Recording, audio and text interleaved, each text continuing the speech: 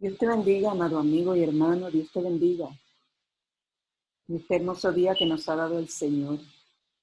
Proseguimos con el estudio del libro de Daniel. Proseguimos con el capítulo 11.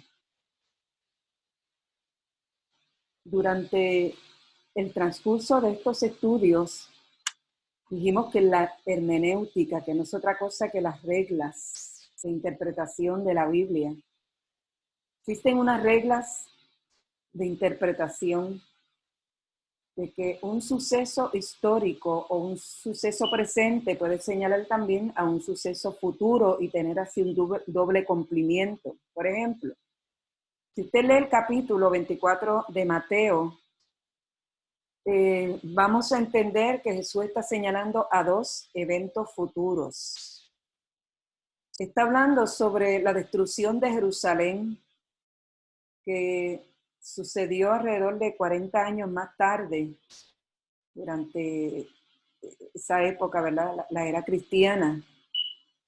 La destrucción de Jerusalén por las tropas del general Tito en el año 70 de la era cristiana. Pero también estas predicciones que Jesús hace en este capítulo 24 de Mateo se refieren también a los días que vivirá tanto Israel como la humanidad en general durante los años de la gran tribulación. De la misma manera, los sucesos que en una manera simbólica son presentados a Daniel tenían un doble cumplimiento. Vamos a ver cómo en el aspecto histórico se cumplió al pie de la letra lo que le fue mostrado a Daniel. Sin embargo, el otro cumplimiento que tiene que ver con los días del fin aún no se ha cumplido. En su primer cumplimiento histórico, servirían como un prototipo de un evento mayor que hemos estado hablando a través de estos estudios que hemos hecho específicamente del libro de Daniel y del libro de Apocalipsis. Estaban haciendo referencia a la última semana profética o a la gran tribulación. Estuvimos hablando sobre las 70 semanas, ese periodo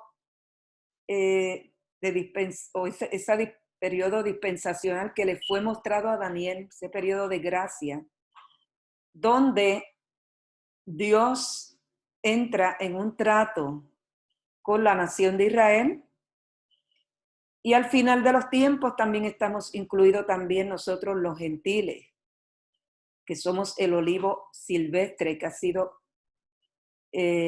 injertado a la vid. La exactitud de los hechos predichos cientos de años antes de suceder fue tal que los agnósticos y los enemigos de Dios pues pusieron en entredicho que el libro de Daniel fuera escrito para esa época.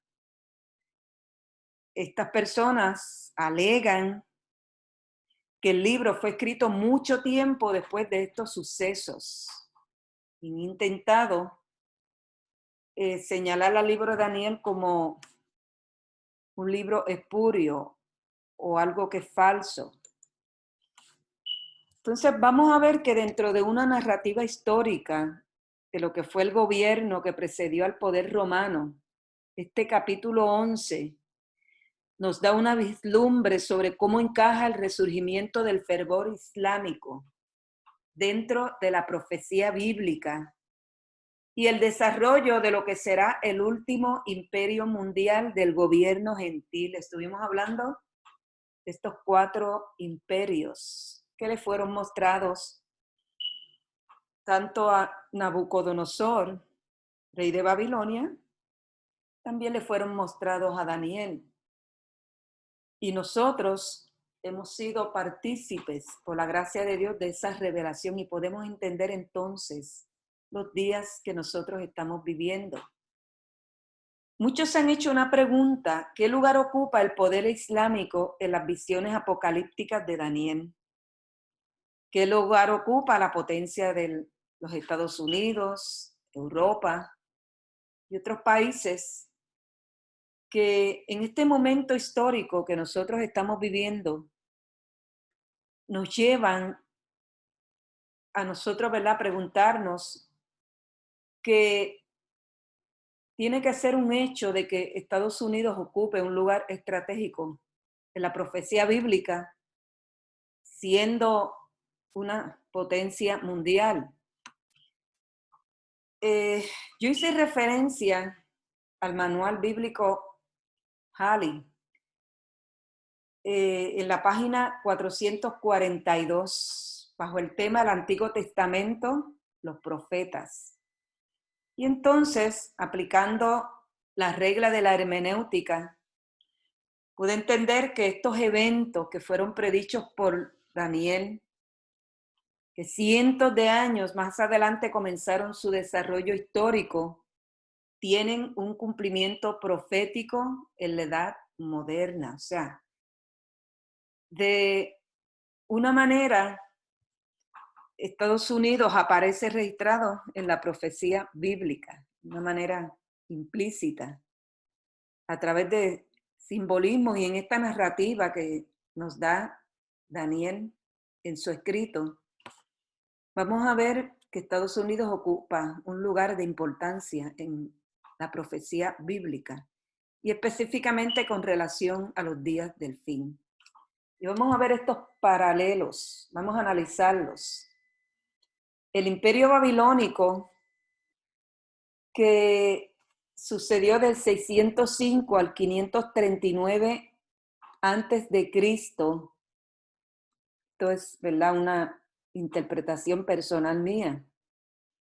Entiendo que hace referencia al imperio Reino Unido y a los Estados Unidos y sus reclamos imperiales. Sabe que Inglaterra fue una de las potencias más grandes que prácticamente dominó el mundo entero. Enormes países como la India, partes del África, estuvieron bajo el dominio de este imperio de Inglaterra.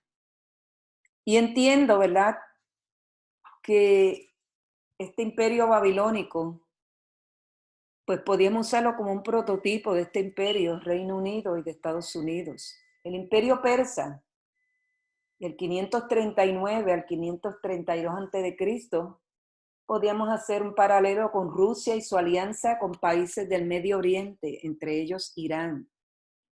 El imperio griego, con sus 4 divisiones, como dijimos, cuando Alejandro el Grande murió, repartió todo el territorio conquistado a 4 de sus grandes generales.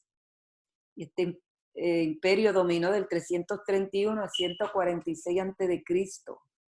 Podíamos hacer un paralelo con el Medio Oriente, los países árabes.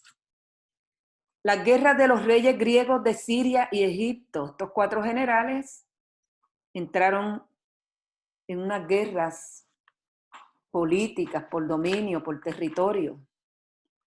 Las batallas de los Seleucidas, que nos habla la historia, fueron batallas cruentas. Podíamos entonces hacer un paralelo de estos 2 gobiernos, Siria y Egipto, del 323 al 146 a.C., a lo que se conoce hoy como ISIS, estas milicias islámicas. Antíoco Epífanes y su profanación del templo de Jerusalén. Antíoco gobernó del 175 al 163. Y podríamos hacer un paralelo al anticristo y su profanación del templo. De hecho, Antíoco IV es un prototipo del anticristo.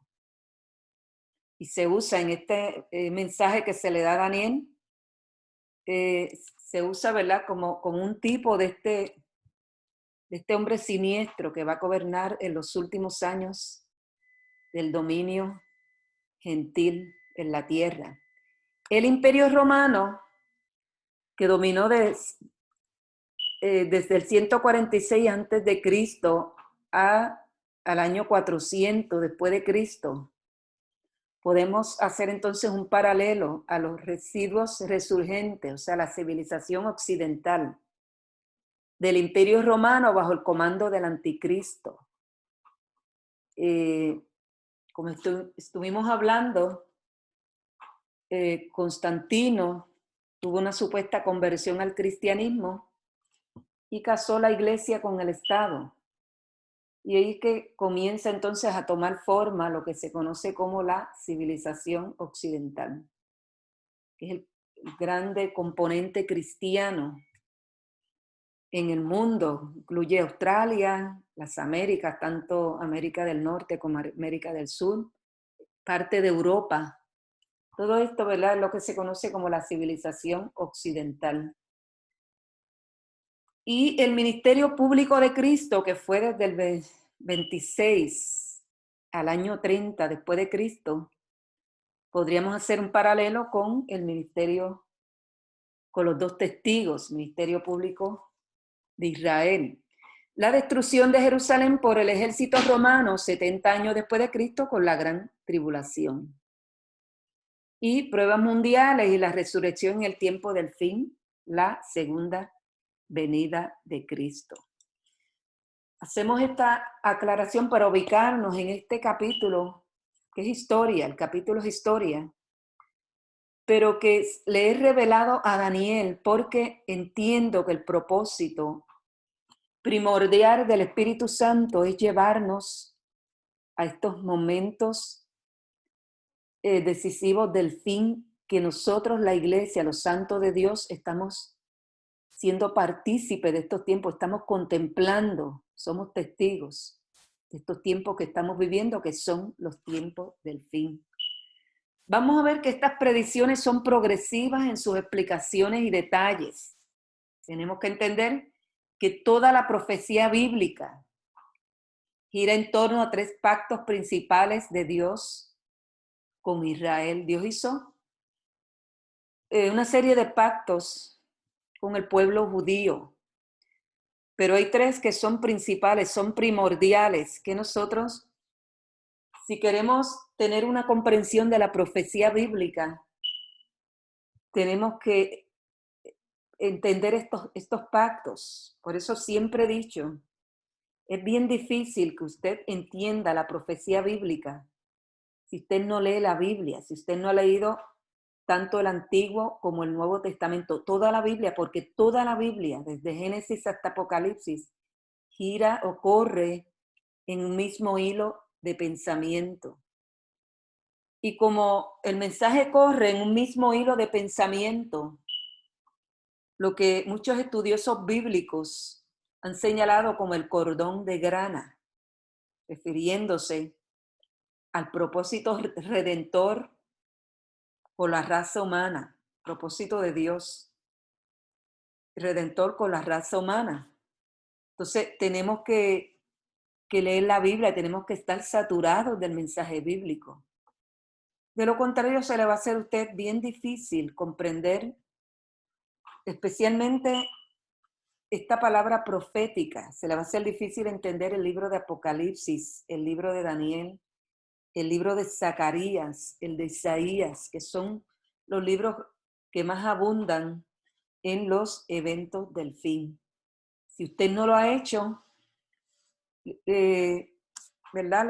Le aconsejo que desde este momento se siente para que pueda luego expresar, como dijo el salmista: lámpara es a mis pies tu palabra y lumbrera a mi camino. Usted tiene que hacer de la Biblia su lumbrera, su lámpara en esta hora de oscuridad. Usted necesita la luz de la palabra de Dios. De lo contrario, podría caer en el engaño. Las tantas herejías que salen a través de estos medios de YouTube, diferentes medios de comunicación. El pueblo está cayendo en muchas herejías porque desconocen la palabra. Por eso es importante. Usted conoce la palabra, difícilmente usted podrá ser engañado. Quiere decir que la palabra profética, todos estos eventos del fin, gira en torno a estos tres pactos principales, que es el pacto abrahámico, el pacto que Dios hizo con Abraham. Le hace capítulo 17 de Génesis. El pacto sinaítico, que fue el pacto que Dios hizo con Israel, donde fueron escritas las tablas de la ley. Tablas fueron hechas en piedra y fueron escritas primero por el dedo de Dios. Luego, ¿verdad? Lamentablemente, el pueblo por su rebelión se perdió esta bendición. Tuvo que conformarse con unas segundas tablas que ya no eran hechas, no fueron hechas con el dedo de Dios. Eso lo encontramos en Gálatas capítulo 4 y en Éxodo capítulo 34. Y el pacto davídico, que es el pacto que Dios hizo con David, aparece registrado en Primera de Crónicas capítulo 17, verso 1 al 27. Ahora, vamos a ver, si usted estudia, si usted lee el capítulo 11 de Romanos, va a entender que nosotros, la iglesia, que está compuesta tanto por pueblo judío como por pueblo gentil, esa es la iglesia de Jesucristo. Es el pueblo del pacto del nuevo pacto, del Nuevo Testamento. Al ser injertada, como dice el capítulo 11 de Romanos, la iglesia es partícipe. Usted y yo somos partícipes de los beneficios y bendiciones de estos pactos. Dios le dijo a Abraham que en él serían benditas todas las familias de la tierra. Dice la Escritura que Dios, no pudiendo jurar por alguien mayor, juró por él mismo, cuando hizo este pacto con Abraham. Entonces, al ser nosotros injertados, al ser la iglesia injertada, somos partícipes de este pacto. Y este pacto, este nuevo pacto, es mediado con el sacrificio de la sangre de Cristo, según los capítulos 7, 8 y 12 de Hebreos. Por consiguiente, ¿por qué yo hago un énfasis en esto? Porque se está dispersando una herejía, lo que se llama la teología de reemplazo. Esta herejía de reemplazo alega que la iglesia se convierte en Israel. Y que ese Israel que vemos ahora, ¿verdad? Que está en su tierra, que está proclamando la venida de su Mesías porque no ha tenido todavía un encuentro personal con Cristo y todavía no han reconocido a su Mesías. Ese Israel que ya está en un afán ansioso de levantar su templo, de erigir el templo, pues alegan que ese Israel ya se perdió, que es falso, que ese no es el Israel de Dios. Es una herejía, ¿verdad? Los que se anclan en esta enseñanza porque es completamente falsa. Gran parte de las promesas hechas a la nación de Israel en el Antiguo Testamento, si usted lee el Antiguo Testamento, de Génesis a Malaquías, va a encontrar miles de promesas hechas al pueblo de Israel. Gran parte de ellas no se han cumplido. Y esas promesas que Dios hizo a este pueblo, aún el pueblo estando en rebeldía, en rebelión contra Dios, la misericordia y el amor de Dios ha sido extendido a través de los años a este pueblo, porque es el pueblo de Dios. Nosotros somos un injerto, como nos explica el apóstol Pablo en su carta a los Romanos. El capítulo 12 de Apocalipsis hace una descripción bien vívida de la lucha cruenta de la nación de Israel, que aparece simbolizada por la mujer que tiene las 2 estrellas y la luna bajo de sus pies. Esa es la nación de Israel que da a luz un hijo varón. Ese hijo varón es Jesús. Esta explicación aparece en el capítulo 12 de Apocalipsis y la dimos en uno de los estudios. Y vemos que más adelante, ¿verdad?, cómo esta mujer, esta nación de Israel es perseguida. Y habla también que no solamente la mujer será perseguida, sino también su descendencia. Y su descendencia somos nosotros los cristianos. Apocalipsis capítulo 12, verso 17. Ahora, es difícil también que usted pueda entender el mensaje enviado a Daniel, específicamente este capítulo 11. Y generalmente, ¿verdad? El mensaje que se le dio concerniente al fin de los tiempos, si usted no tiene un conocimiento ligero de la historia del mundo, tendría usted que meterse un poquito de historia para entender los simbolismos, los paralelos que hay, ¿verdad? La doble referencia en estos eventos históricos. Y estuvimos estudiando, ¿verdad? Los capítulos anteriores de este libro de Daniel, estuvimos hablando sobre el surgimiento de los 4 imperios mundiales. Y el último imperio que aparece simbolizado como una bestia. Y dijimos que Roma, y de este último imperio, dijimos que va a surgir el último y siniestro poder mundial que va a ser destruido por Jesús, el león de la tribu de Judá. Estuvimos hablando también del imperio griego y dijimos, ¿verdad?, que después de la muerte de Alejandro Magno en el año 331 a.C., el imperio griego dividió su territorio en 4 regiones, que fueron Grecia, Asia Menor, Siria y Egipto. Y este capítulo 11 reconoce a Siria como los reyes del norte y Egipto como los reyes del sur.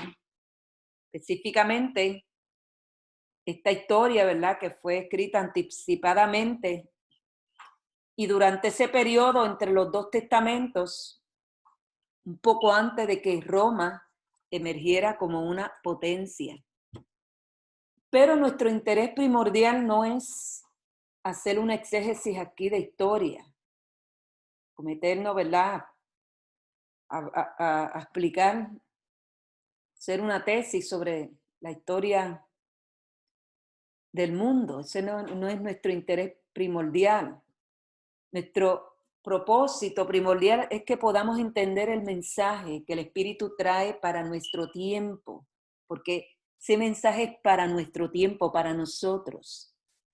Dios nunca ha dejado a sus hijos desprovistos y les ha revelado las cosas que sucederán en un tiempo futuro. Dios habla a sus hijos. Lo que pasa es que lamentablemente nosotros estamos tan envueltos en los afanes del diario vivir que apenas podemos sacar tiempo, pasar tiempo a solas con Dios para que su Espíritu Santo pueda hablarnos. Este mensaje de este capítulo 11 es para nosotros. Se usa esta historia como un paralelo con los días que a los santos nos ha tocado vivir. Vamos a hacer una narrativa breve, una narrativa histórica, breve del capítulo 11, porque nos tomaría mucho tiempo entrar en los muchos detalles históricos de estas guerras seleucidas y este torbellino, ¿verdad?, de violencia que se desató en esta área del Mediano Oriente. Así que vamos a analizar brevemente el rey del sur, que habla el verso 5, es Ptolomeo I, Sóter de Egipto. Uno de sus comandantes, Seleuco I Nicator, que había sido un oficial bajo Ptolomeo, llegó a ser rey de Siria y fue el más poderoso de los sucesores de Alejandro. La hija que menciona el verso 6, Berenice, es la hija de Ptolomeo II, fue dada en matrimonio a Antíoco II y fue asesinada. Uno de la familia real que habla el verso 7 se refiere a Ptolomeo III, hermano de Berenice, quien invadió a Siria en venganza y obtuvo una gran victoria. El verso 10 menciona a 2 hijos, son Seleuco III y Antíoco III. Y de los versos 11 al 19, Ptolomeo IV derrotó a Antíoco III con grandes pérdidas en la batalla de Rafia, cerca de Egipto, en el año 217 a.C. Después de 14 años, Antíoco III volvió con un gran ejército contra Egipto. Es la narrativa del verso 13. Los judíos ayudaron a Antíoco, según el verso 14, quien derrotó las fuerzas de Egipto, según el verso 15. Mire la exactitud de los eventos. Cientos de años antes de que esto sucediera, ya Dios lo había revelado. Antíoco conquistó Palestina, vamos en el verso 16, y dio a su hija Cleopatra en una alianza matrimonial traidora a Ptolomeo V. Antíoco III esperó obtener el control de Egipto por medio de ella, pero Cleopatra se puso de parte de su marido, que es la narrativa del verso 17. Seguidamente, Antíoco invadió Asia Menor y Grecia y fue derrotado por el ejército romano en Magnesia en el año 190 a.C., los versos 18 y 19. Volvió a su propio país y fue asesinado. El verso 21 al 35, entonces, habla de un hombre despreciable, que es Antíoco IV Epífanes. Y ahí entonces nos estamos ya adentrando con más propiedad a la profecía futura, a eventos futuros, aunque esto también fue historia. Antíoco IV fue un hombre despreciable y se convirtió entonces, lo mismo que Hitler, en un prototipo de lo que va a ser el anticristo. Por eso es importante, ¿verdad?, que usted lea todo esto para que usted entienda. No sabemos si Dios va a revelar quién ha de ser el anticristo. Y muchas profecías, muchas personas han tenido revelaciones, han tenido visiones, sueños, de que el anticristo es Obama, el anterior presidente de los Estados Unidos. Pero tenemos que entender que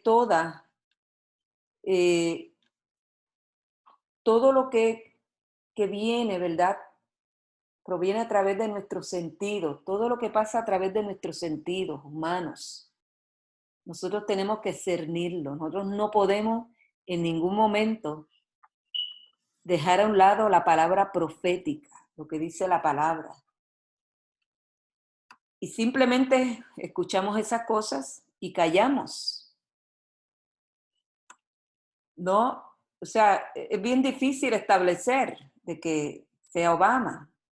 No podemos entonces ampararnos, ¿verdad?, en estas experiencias, porque provienen a través del sentido humano y nosotros tenemos todavía, nuestra humanidad está caída, corrompida, nuestros sentidos aún todavía no han sido redimidos. Recuerden que nuestra alma ha sido redimida, nuestra alma, nuestro espíritu, pero aún nuestro cuerpo, como dice el apóstol Pablo cuando le escribe a los romanos, gime esperando la hora de su redención. La tierra también gime, toda la creación. Aún todavía nosotros estamos en estos cuerpos sujetos al pecado, hasta que llegue el momento glorioso de la resurrección o de que nos muramos y vayamos al Señor. Aún así nuestros cuerpos tienen que esperar hasta el momento de la resurrección. Por lo tanto, son cosas que la ponemos en paréntesis, todas estas experiencias. Amén. Si usted analiza la vida de este hombre, Antíoco IV Epífanes, fue un hombre malvado. Primero, él no fue el heredero legítimo. Él usurpó el trono recurriendo a artimañas, que es lo que nos describe el verso 21. Él se adueñó de Egipto por la fuerza y con engaños, según los versículos 22 al 25. Recuerde que es la misma trayectoria que va a llevar el anticristo cuando tome el poder. Ptolomeo IV, hijo de Cleopatra y nieto de Antíoco, Tercero, fue derrotado por la traición de sus súbditos. En el verso 26. Pretendiendo amistad, Antíoco IV y Ptolomeo rivalizaron entre sí traicionándose. Verso 27. A su vuelta de Egipto, Antíoco IV atacó Jerusalén. Aquello fue una masacre, una matanza terrible. Dice que la sangre corría como ríos. Mató 80,000 judíos y llevó cautivos a 40,000 y los vendió como esclavos, según el verso 28. Esa es la misma trayectoria que va a llevar el anticristo. Le va a hacer una guerra terrible a los judíos, el anticristo. Va a masacrarlos. Y Antíoco lo hizo. Antíoco volvió a invadir Egipto, pero la flota romana le obligó a retirarse. Ya ahí Roma estaba despuntando como en sus pretensiones imperiales. Entonces, Roma lo obliga a retirarse, según el verso 29. Y Antíoco IV, que estamos hablando, ¿verdad?, desahogó su ira sobre Jerusalén y profanó el templo sacrificando una cerda en el altar y erigió una imagen de Júpiter. Ahí estamos haciendo referencia a los versos 30 y 31. Y obtuvo la ayuda de judíos apóstatas. Muchos judíos, supuesto pueblo de Dios, se aliaron a este hombre. Había una batalla en ese territorio, ¿verdad?, judío en ese tiempo. Y estaban los judíos helenistas, intelectuales, que ellos miraban su religión, miraban sus antepasados, su cultura, como algo arcaico. Entonces anhelaban, ¿verdad?, que Jerusalén se convirtiera en una metrópolis como lo llegó a ser Atenas, como lo llegaron a ser muchas de estas ciudades griegas, y abrazaron esta cultura griega, hasta rindieron pleitesía a sus deidades. Entonces, esta división que había, estos pueblos, ¿verdad?, este pueblo judío, que querían entonces abrazar la cultura griega, querían enterrar su pasado, querían enterrar su cultura, su herencia cultural. Entonces salían a este hombre que odiaba a los judíos y entiendo que iba a ser lo mismo que hizo Hitler con los judíos que ayudaron a los nazis. Terminaron la mayoría de ellos en las cámaras de gas y que iba a ser lo mismo que va a ser el anticristo. Va a destruir a todo judío.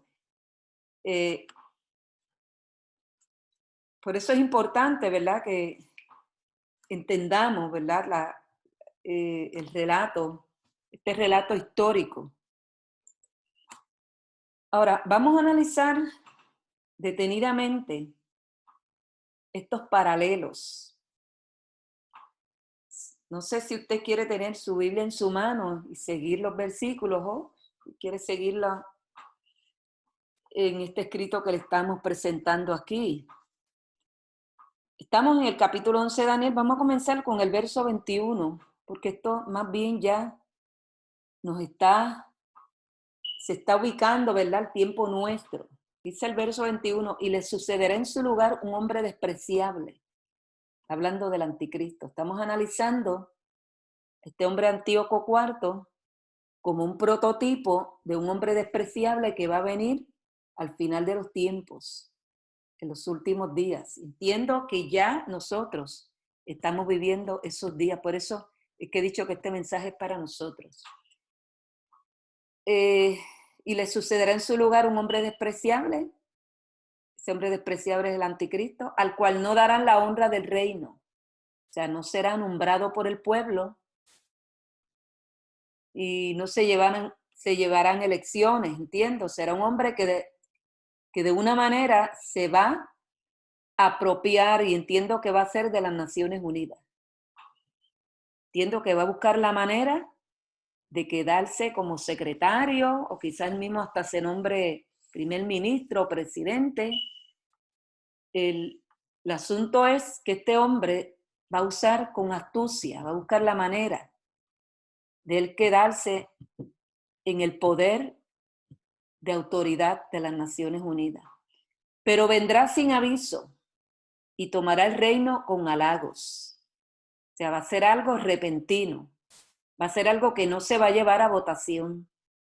Va a ser alguien que no va a ser nombrado. Se va a apropiar haciendo trampa. Verso 22. Las fuerzas enemigas serán barridas delante de él como con inundación de agua. O sea, él le va a hacer guerra al que se le interponga en el medio. Serán del todo destruidos junto con el príncipe del pacto. Yo lo que entiendo es que este hombre, el anticristo, va a hacer lo mismo que hizo Hitler. Hitler se formó su propio ejército. Hitler vació las cárceles de Alemania. Y presos criminales. Mire, lo más malo que había en las cárceles, ese hombre le dio honor, le vistió un uniforme a la SS de los nazis. Ese era el ejército de Hitler. Eran depredadores sexuales, eran criminales en serie, imagínense. Y Hitler los convirtió en su ejército y les dio puestos honorables y daban su vida por Hitler y por eso, sin piedad, estos hombres mataban a los enemigos y especialmente a los judíos, hicieron barbaridades. Cuando se refiere junto al príncipe del pacto, se refiere a Israel. Y después del pacto con él, o sea, va a ser el anticristo, va a ser un pacto con Israel. Engañará y subirá y saldrá vencedor con poca gente. O sea, él va a hacer un pacto con Israel. Y yo entiendo que este pacto que el anticristo va a hacer con Israel va a ser con una promesa de construir el templo para los judíos, que con lágrimas ellos anhelan, ellos lloran, porque llegue ese momento que ellos puedan adorar a Dios en su templo. Con poca gente, dice, saldrá vencedor con poca gente. O sea que son pocas las personas que van a simpatizar con la trayectoria de este hombre y se van a unir a él. Pero él se va a buscar, como hizo Hitler, lo más malo que había en la sociedad son los que van a pelear por este hombre. Verso 24, estando la provincia en paz, va a promover una supuesta paz mundial. Lo mismo que hizo Roma. La Pax Romana era el eslogan de los romanos en ese tiempo para avanzar su causa. Entonces, dice la provincia en paz y en abundancia, va a haber una prosperidad económica. Entrará y hará lo que no hicieron sus padres, ni los padres de sus padres. O sea, él va a implementar una nueva política. Botín, despojos y riquezas repartirá a sus soldados y contra las fortalezas, ahí se refiere a Jerusalén, formará sus designios. Y esto por un tiempo, o sea, su gobierno será por tiempo limitado. Sabemos cómo nos lo dice más adelante el capítulo 12 y en Apocalipsis nos habla que van a ser por 42 meses, 3 años y medio. Va a ser tiempo limitado por el daño que va a causar este hombre. Verso 25, despertará su fuerza y su ardor contra el rey del sur, hablando de los musulmanes, con gran ejército, y el rey del sur, los musulmanes, se empeñará en la guerra con grande y muy fuerte ejército. Recuerde que los musulmanes están conquistando casi toda África, casi toda Europa. O sea, estos pueblos cuando se unieron a pelear contra Israel en esta guerra de los 6 días, mire, fueron millones, se unieron. Cuando es una causa común como la guerra contra los judíos, ellos se unen. Quiere decir que estos musulmanes se van a empeñar en la guerra contra el anticristo con grande y muy fuerte ejército, mas no prevalecerá, los musulmanes no van a prevalecer porque le harán traición. Aliados de los países musulmanes le van a hacer traición. Ponga como ejemplo Arabia Saudita, que se torne ¿verdad? En contra de Irán, que es un país musulmán. Va a suceder más o menos algo así. Aunque aún los que coman de sus manjares le quebrantarán. Está hablando de los musulmanes. Y su ejército será destruido. Y caerán muchos muertos. Va a haber una matanza en el pueblo musulmán. El corazón de estos dos reyes, anticristo y musulmanes, será para hacer mal contra cristianos y judíos. Y en una misma mesa hablarán mentira, mas no servirá de nada porque el plazo aún no habrá llegado. Dios es el que ha determinado el día, la hora en que esto va a suceder. O sea, Dios, lo que nos quiere decir aquí de que el plazo aún no habrá llegado es que todo está bajo el control de Dios. Verso 28, y volverá a su tierra con gran riqueza y su corazón será contra el pacto santo. Está hablando del anticristo. Y el pacto santo, los cristianos fundamentalistas y los judíos. Digo cristianos fundamentalistas porque muchos supuestos cristianos se van a unir también a promover la causa del anticristo. Él va a venir con engaño. Y hoy yo hablaba con alguien y le decía que el anticristo se va a presentar como el mejor evangélico en Estados Unidos. ¿Por qué? Él viene para engañar. Jesús dijo, el ladrón solo viene para robar, matar y destruir. Se refiere también al anticristo, va a venir para robar, matar y destruir. Y va a engañar a muchos cristianos, va a engañarlos. Y va a engañar también a los judíos. Sigue diciendo la Escritura, hará su voluntad y volverá a su tierra.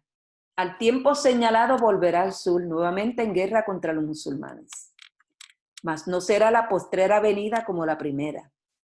Verso 30, porque vendrán contra él naves de Quitín.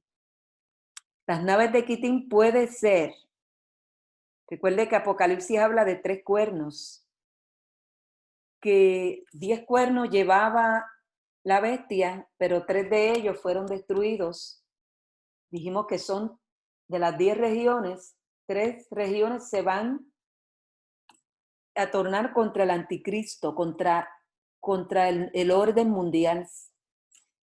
Si ubicáramos esa profecía en la hora presente que vivimos, ahora mismo, contra este poder global, mire, está en contra de Estados Unidos, está en contra con el presidente que tiene, porque gran parte de la nación, recuerde que hay muchos traidores, pero con el equipo, el presidente que tiene con su equipo de trabajo, son antiglobalistas. Y entiendo, ¿verdad?, que si surgiera el anticristo en este momento, le harían guerra. Otra región es la de Brasil, que es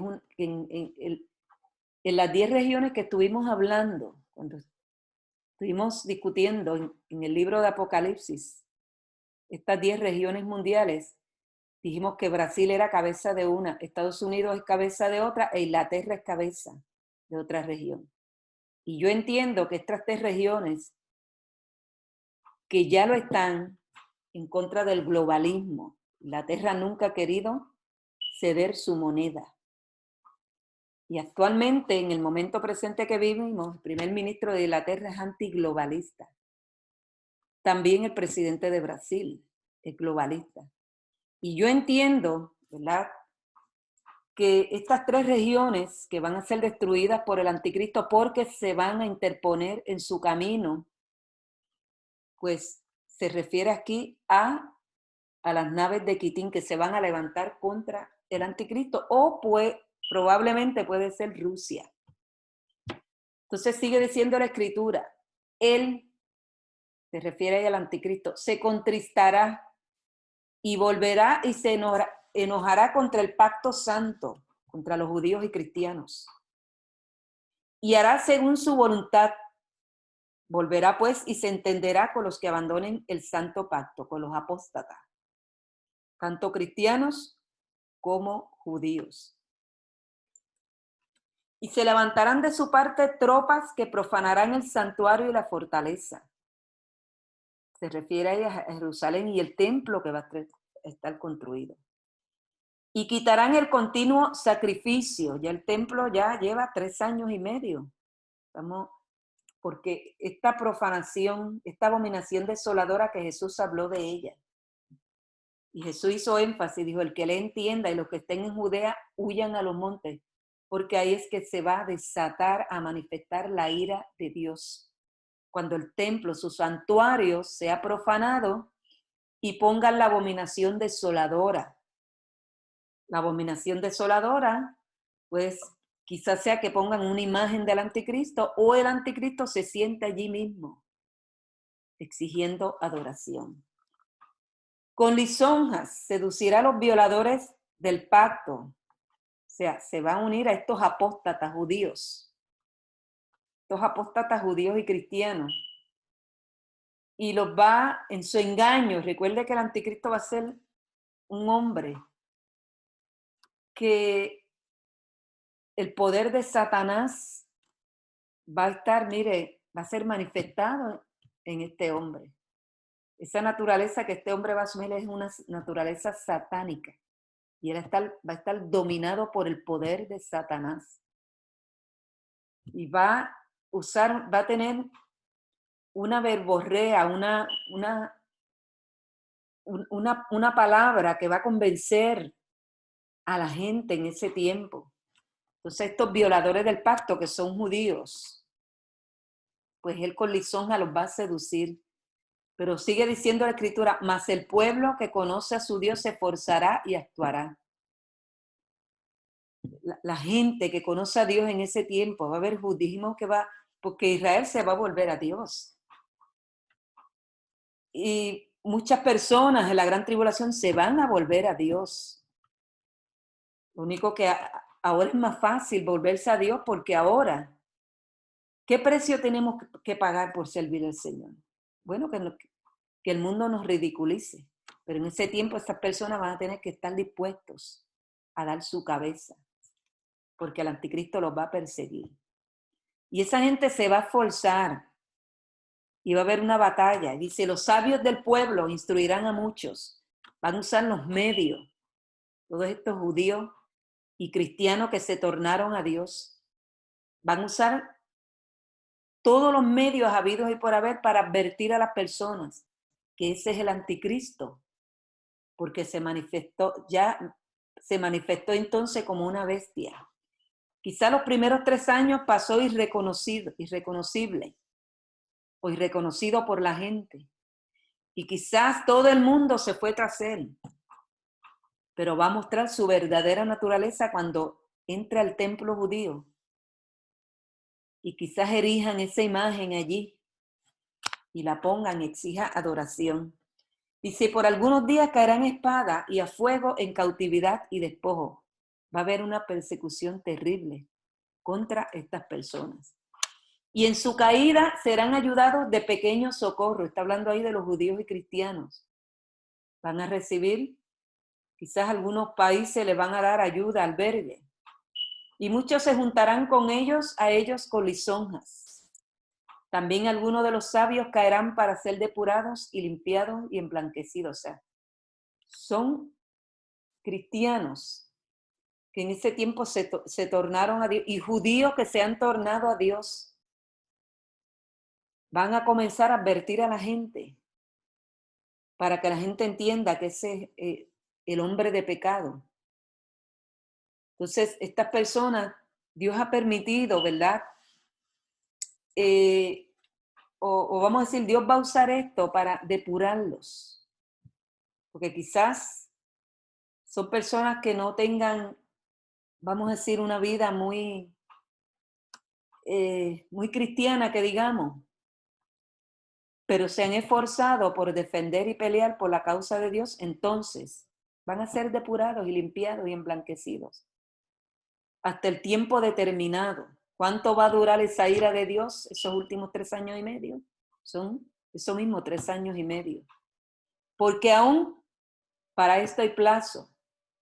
Y el rey hará su voluntad. O sea, ese hombre, no va a querer que nadie le diga lo que él tiene que hacer.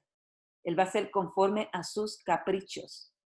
Y se ensoberbecerá y se engrandecerá sobre todo Dios. Y contra el Dios de los dioses hablará maravillas. Hablan muchas blasfemias. Ya lo estamos viendo a través de los medios, de las películas. Una hora de blasfemia estamos viviendo.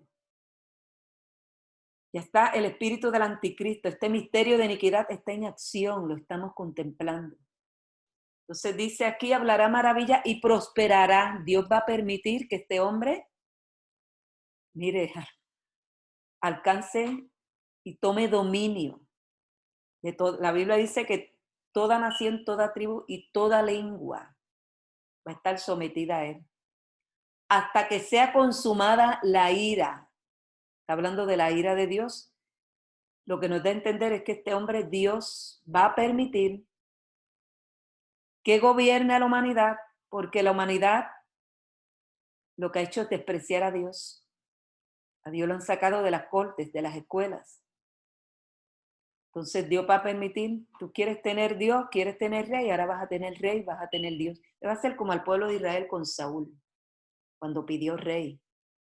Y Dios dijo que lo despreciaron a él, prefirieron ser como las otras naciones y tener un rey. Pues Dios se lo dio. Y le advirtió cómo aquel rey iba a trillar su tierra. Y esto mismo va a suceder con este hombre de pecado. Dios lo va a permitir. Porque lo determinado se cumplirá. Del Dios de sus padres no hará caso. Esto nos da a entender que es un hombre que viene de esta civilización occidental o de la nación de Israel. O es judío o es de padres, ¿verdad?, de una ascendencia cristiana. Ni del amor de las mujeres, un hombre que no le vio importancia. Quizás esto infiera que sea un homosexual. O quizás infiera, ¿verdad?, que es un hombre que ninguna mujer va a tener dominio sobre él.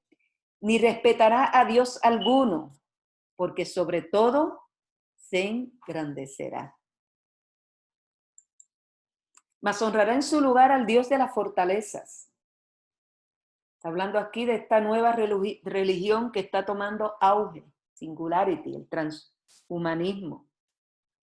Dios que sus padres no conocieron, lo honrará con oro y plata, con piedras preciosas y con cosas de mucho precio, con cosas de gran precio. Con un Dios ajeno se hará de las fortalezas más inexpugnables y colmará de honores a los que les reconozcan. Y por precio repartirá la tierra. Pero al cabo del tiempo, el rey del sur, está hablando aquí de los musulmanes, contenderá con él. Y el rey del norte, yo entiendo aquí que se refiere a Rusia, se levantará contra él como una tempestad con carros y gente de a caballo y muchas naves, y entrará por las tierras, inundará y pasará.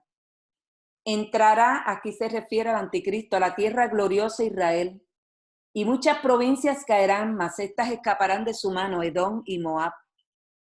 Ese es el territorio de lo que comprende hoy Jordania, y la mayoría de los hijos de Amón.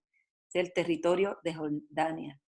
Extenderá su mano contra las tierras, y no escapará el país de Egipto, y se apoderará de los tesoros de oro y plata, y de todas las cosas preciosas de Egipto, y los de Libia y de Etiopía le seguirán. Pero noticias del oriente, se refiere a China y sus aliados, son los 200 millones que escuchó Juan en su visión, los reyes del oriente.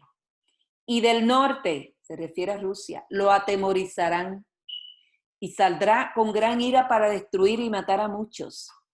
Plantará las tiendas de su palacio entre los mares y el monte glorioso y santo. Él se refiere a Jerusalén y el templo.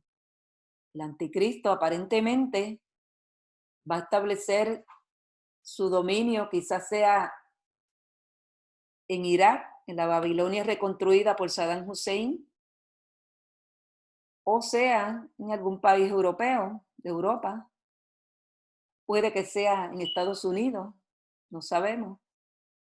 Pero del lugar ese donde él esté, va entonces a mudarse, porque como va a exigir que todo el mundo lo adore y va a poner en vigor su nueva religión de que todo el mundo tiene que convertirse a esa religión, entonces va a mudarse porque allí está el templo reconstruido por los judíos y él va a querer apropiarse de eso.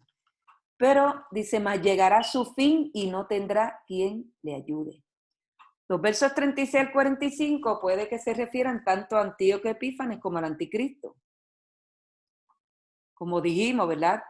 El profeta Daniel vio el ataque del macho cabrío sobre el carnero. Entonces la historia comienza con la campaña de Alejandro el Grande en el imperio medo-persa, continúa con los seleúcidas y el rey del norte, donde sale el pequeño cuerno.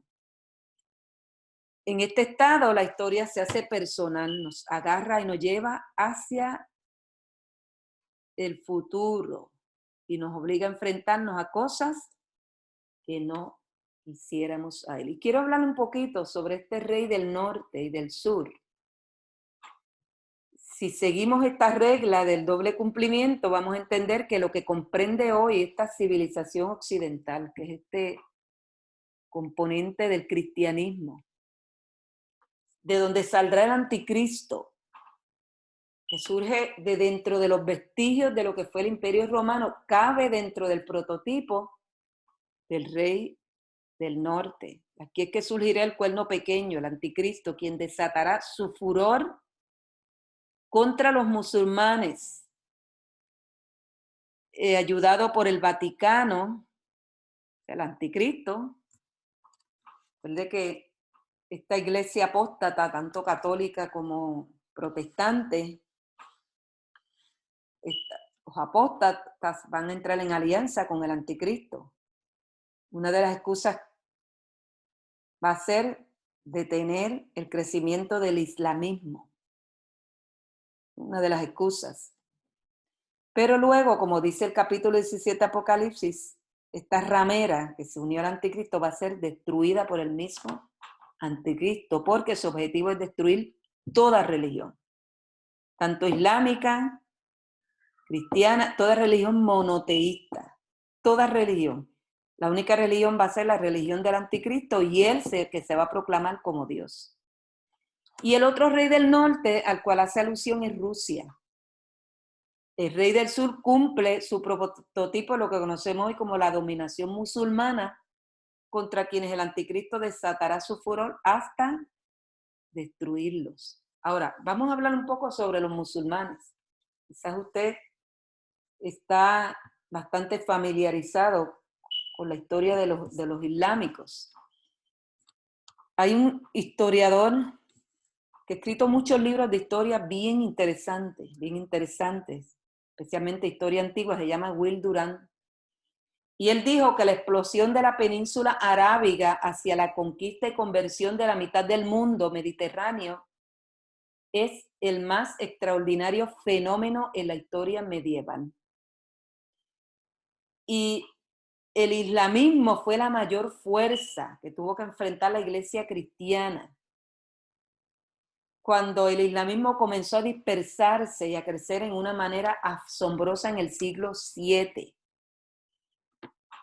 Los musulmanes son militantes, profesan una religión misionera militante y hasta el día de hoy se mantiene como el más grande y peligroso rival de la iglesia cristiana, porque el Corán establece que hay que destruir tanto a judíos como cristianos.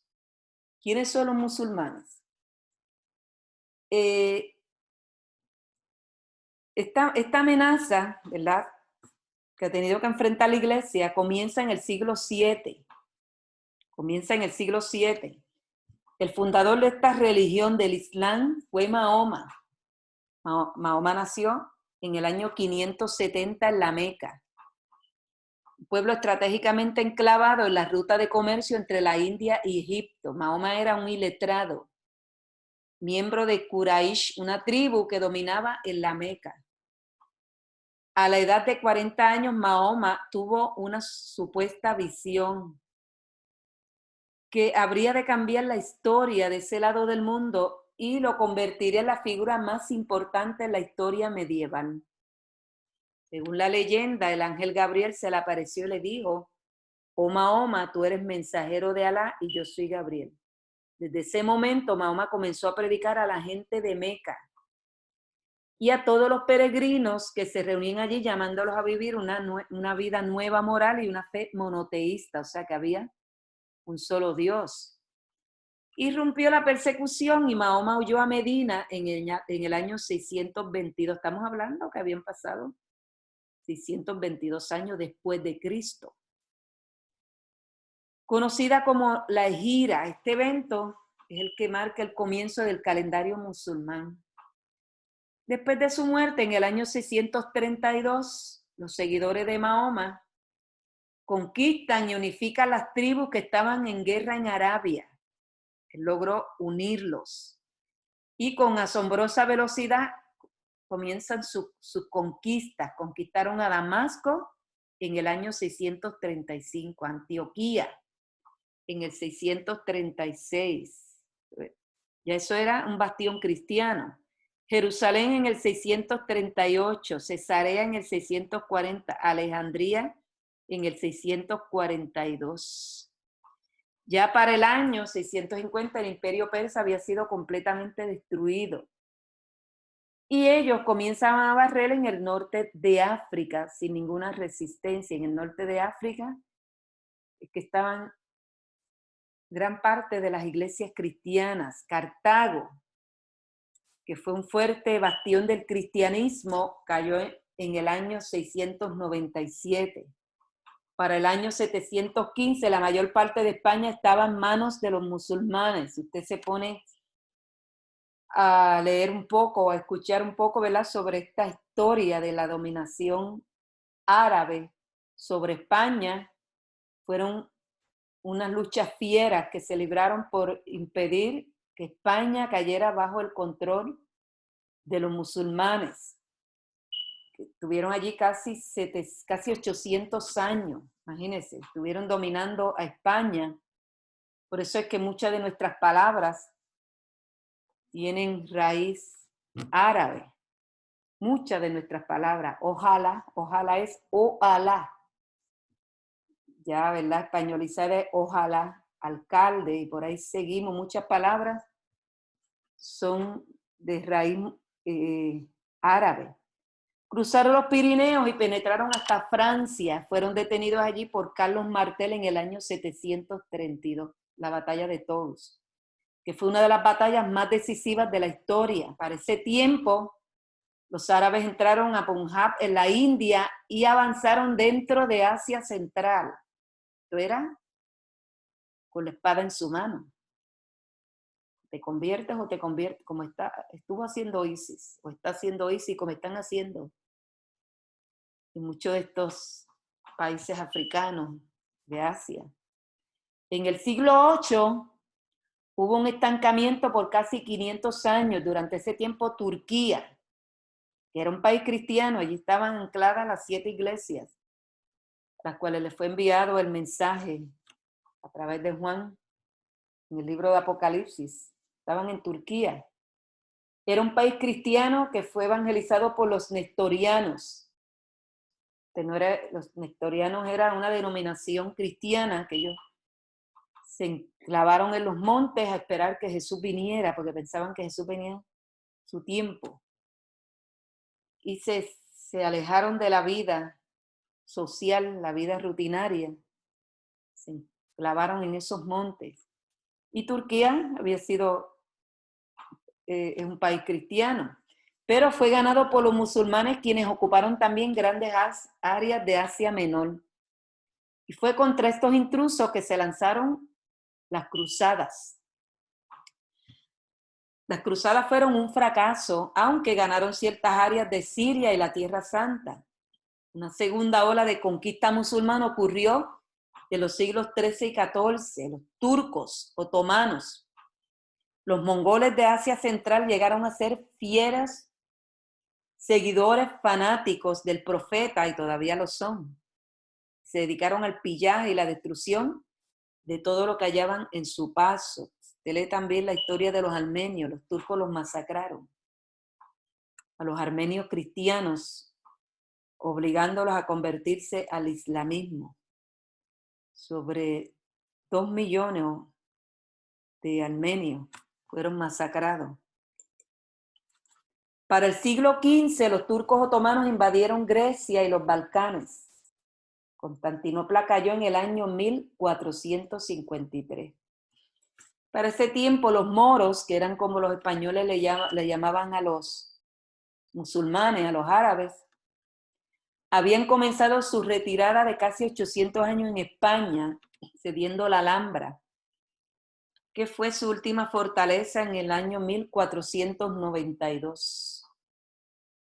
Durante el periodo más oscuro de la historia de Europa, la civilización árabe estaba en su apogeo. Bagdad se jactó de tener 26 bibliotecas públicas y privadas.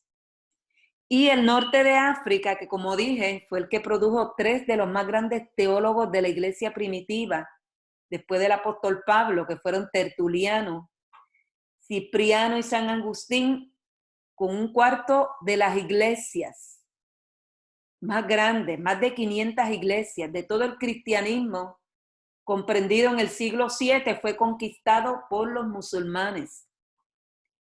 Y en este panorama histórico y el nuevo resurgir de la fogosa fe islámica, que se levanta como una fuerza contra un cristianismo tieso y decadente del presente, entendemos entonces la palabra profética del capítulo 17 de Apocalipsis y el prototipo del capítulo 11 de Daniel. La lucha entre el reino del norte y el rey del sur, el islamismo y el cristianismo. Por eso yo entiendo, amados, que en este aspecto es que este cristianismo apóstata, el Vaticano y los llamados evangélicos o protestantes, es que se van a unir a la causa del anticristo. Porque como le fue dicho a Daniel, con astucia él hará prosperar el engaño. Él va a buscar la ayuda de los cristianos como excusa de destruir a los islámicos. Y los que conocen la historia saben que el islamismo es una amenaza y ya está levantándose nuevamente como una amenaza. Muchos países en África, el cristianismo ha ido desapareciendo. Y estaba leyendo una noticia que cuando el presidente de los Estados Unidos fue a Nigeria, el saludo que le dio al presidente de Nigeria fue: ¿por qué tú estás matando a los cristianos de este país? Porque están eliminando el cristianismo. Masacres contra los cristianos en muchos de estos países africanos. Y esto lo que va a ayudar es que en lugar de los creyentes tornarse a Dios, en lugar de lidiar legítimamente con las armas del Espíritu, porque quien pelea la causa del Evangelio es el Espíritu Santo. Pero lamentablemente estos cristianos han echado a Dios a un lado y han querido resolver los asuntos a su manera. Y van a terminar aliándose al anticristo.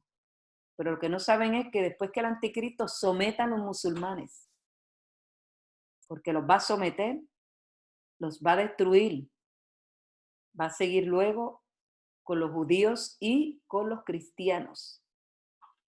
Así que este es el mensaje que nos trae este capítulo 11. Tenemos que tornarnos a Dios en esta hora, porque sabemos que estamos en momentos críticos de la historia, donde Dios está a punto de intervenir en esta tierra. Dios viene a establecer su reino aquí en la tierra. Todo lo que vemos, amado hermano, amada hermana, todo lo que vemos va a ser destruido. Esta tierra va a arder en fuego, porque Dios va a juzgar la tierra. Dios va a juzgar al ser humano por su rebelión contra él. Dios te bendiga.